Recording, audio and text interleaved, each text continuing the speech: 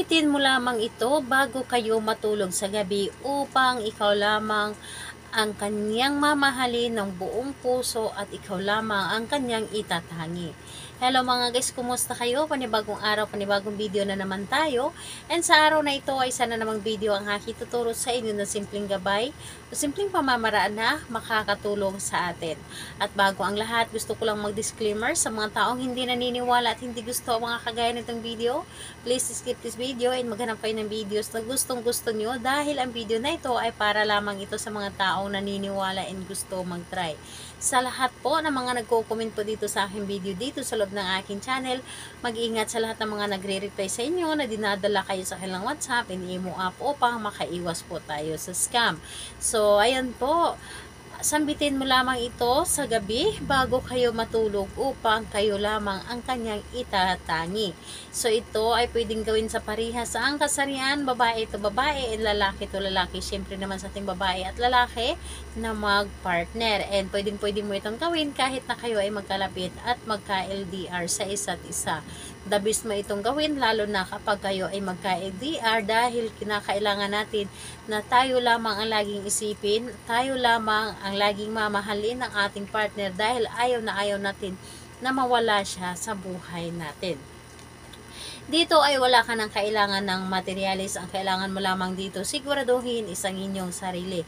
Kailangan na siguraduhin ninyo sa inyong sarili na gustong gusto mo itong gawin. Ito ay makakatulong sa inyo. Ito po ay isa sa mga dahilan kung bakit kayo po ay mamahalin ng labis-labis ng inyong partner at kayo lamang ang gusto niyang makasama sa habang buhay. Dito ay kailangan mo lamang itong sambitin kahit sa isip lamang bago kayo matulog. So, ang gagawin nyo lamang dito, pumikit at i-visualize mo lamang ang inyong target. I-visualize mo lamang ang inyong target. Dapat alam mo sa iyong sarili na positive ka or hindi ka nag-iisip ng mga negative at kailangan na clear po ang iyong isipan, yung wala kang mga iniisip na mga problema. So, kapag okay ka na, yung tipong nakahiga ka na sa gabi, ay kailangan na mag-isa ka lang.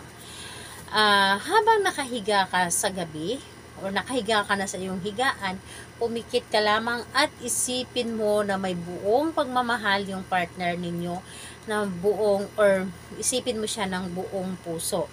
And gamit yung isip, and pwede ding pabulong, pero gamit yung isip, and ayun po, ang gagawin po ninyo, isipin mo siya at sasabihin mo lamang sa iyong isip na yung pangalan niya at apelyido at sabihin po ninyo, akin ka lamang ng buong buo at ako lamang ang iyong itatangi.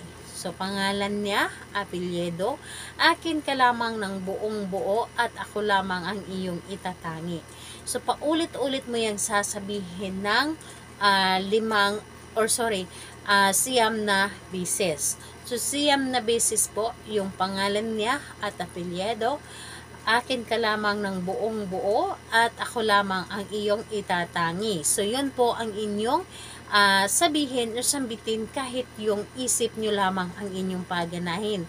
So, yun po ang inyong gagawin. Mas maganda na gawin ninyo ito gabi-gabi dahil kapag ito ay ginagawa ninyo gabi-gabi, lalo na sa mga hindi na nagkakaintindihan, yung tipong nanglalamig na yung partner ninyo sa inyo, gawin po ninyo ito. Or yung partner ninyo na para bang napapansin ninyo na may kakaiba sa kanya, gawin po ninyo ito sa kanya para manumbalik yung dating init ng inyong pagmamahal kung ano man kayo dati. So, ayun po. Pagkatapos po ng siyam na beses, matulog na kayo at kinabukasan kapag matulog kayo, kapag hindi ninyo nakalimutan, gawin po ninyo uli para tuloy-tuloy ang gana nito at ayun po, maramdaman niya na mas mahalaga ka sa kanya.